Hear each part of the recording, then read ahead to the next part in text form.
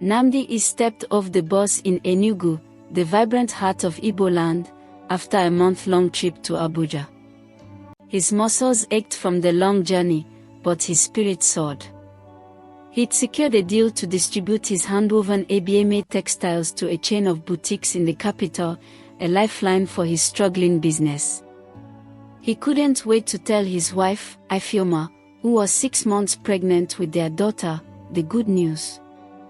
The evening air was thick with the scent of roasted yam from roadside vendors as Nnamdi walked toward their small rented house in the New Haven neighborhood. But as he turned the corner, his heart stopped. His travel bags, which he'd left at home, sat dumped on the sidewalk, one split open, his shirt scattered like leaves. A note was pinned to the handle, scrawled in harsh ink, "You're not welcome here. She's gone. Don't come back." Nnamdi's knees buckled. Ifeoma, gone. Their unborn child. Who could do this? The landlord. A thief. He pounded on the door, but it was locked, the keyhole unfamiliar. It changed. The windows were bare, their curtains missing. Panic surged through him. He grabbed his bags and ran to Mama Chika's buka next door, where Ifeoma often helped serve customers. I was stirring a pot of egusi soup when Nnamdi burst in, breathless. Her face fell at the sight of him. "My son," she said, wiping her hands. I begged him, but he wouldn't listen. "Who?" Nnamdi roared. "Where's Ifeoma?" Mama Chika pulled him to a corner, away from curious customers. "Your cousin, Emeka. 3 days after you left, he came with 2 men. Said you owed him money from your business loan, that the house was his collateral. He threw Ifeoma out even as she clutched her belly. She cried, said she was pregnant, but he called her a liability. I sheltered her for 2 nights, but she left for her brother Chidi's place in ABA, ashamed to stay longer." Nnamdi felt rage boil in his veins, but fear for Ifeoma was stronger. He thanked Mama Chika and caught a night bus to ABA, praying his wife was safe. Brother, Chidi, at his mechanic shop. Chidi's face darkened when he saw Nnamdi. "You have the guts to show up after what you did?" Nnamdi froze. "I just got back from Abuja. My bags were on the street, Ifeoma's gone." "What happened?" Chidi spat on the ground. "Ifeoma said you sent Emeka to throw her out. Said you didn't want the baby, that you'd found a richer woman in Abuja. How could you betray her?" Nnamdi's words shattered. "I never said that. I love Ifeoma. Emeka lied to us both." He explained the trip, the deal, the note.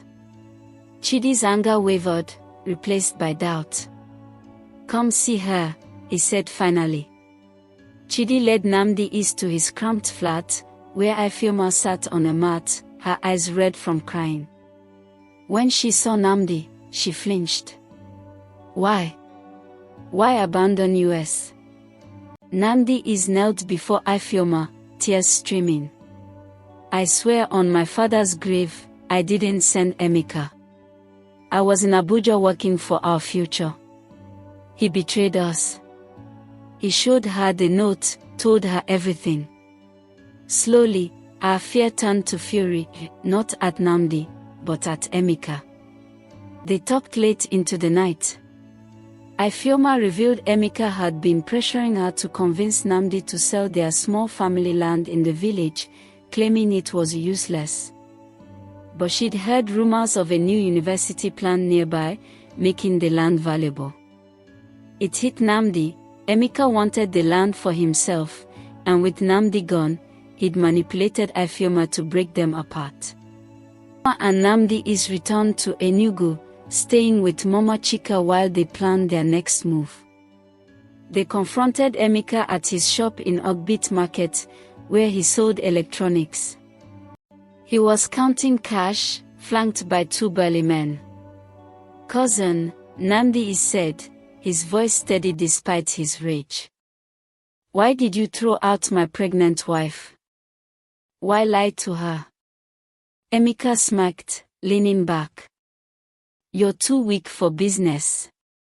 That land is worth millions now with the university coming. I needed Ifeoma gone so you'd sell it to me cheap. You'd never agree with her stubbornness." Ifeoma gasped. "You risked my child's life for land."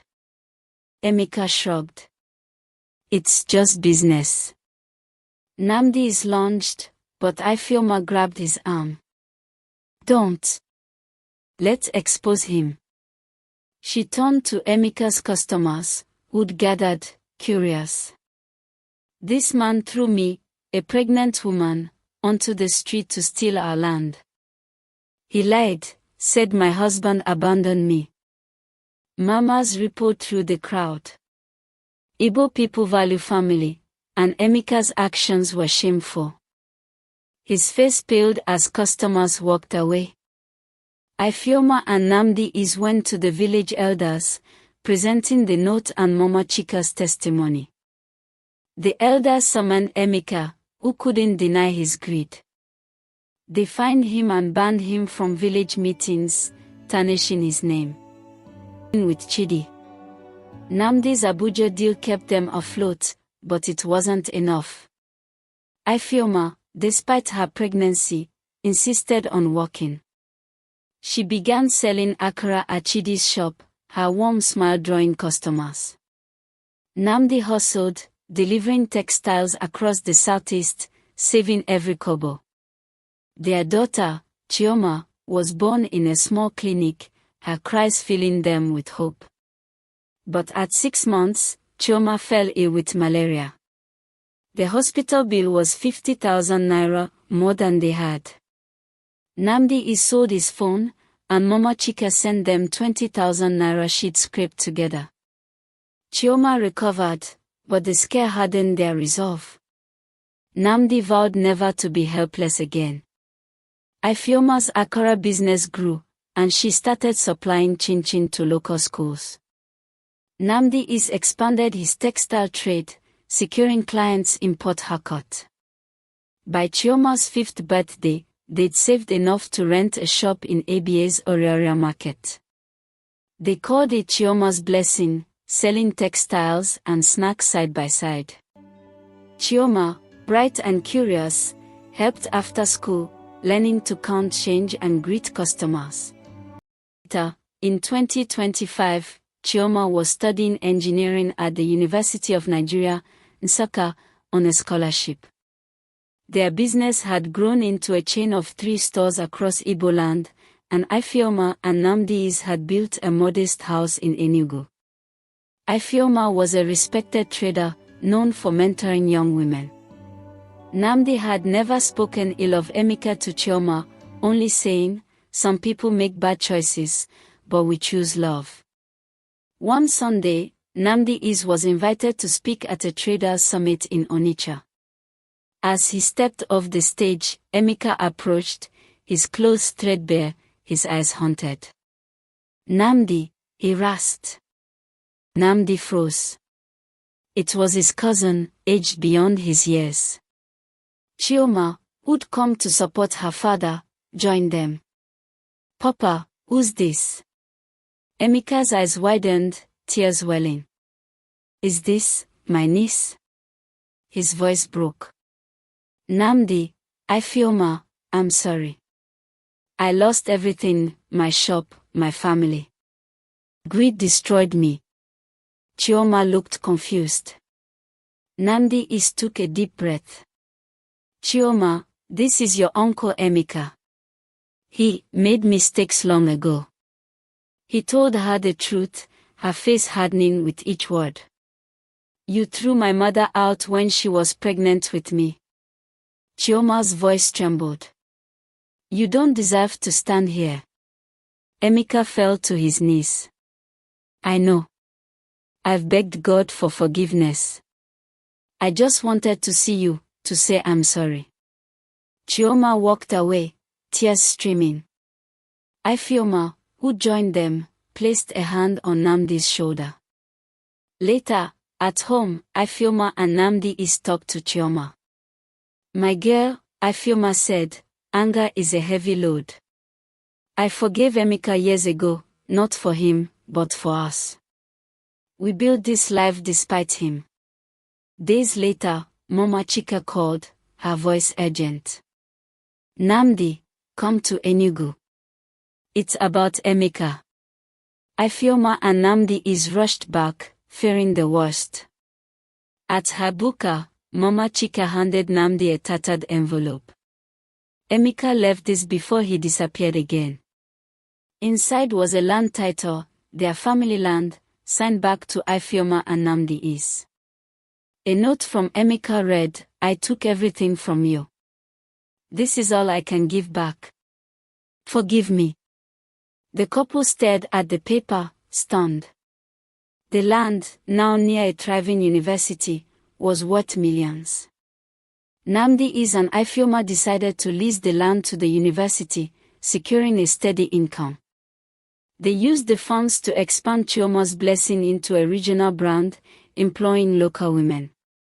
Chioma graduated with honors, inspired by her parents' resilience.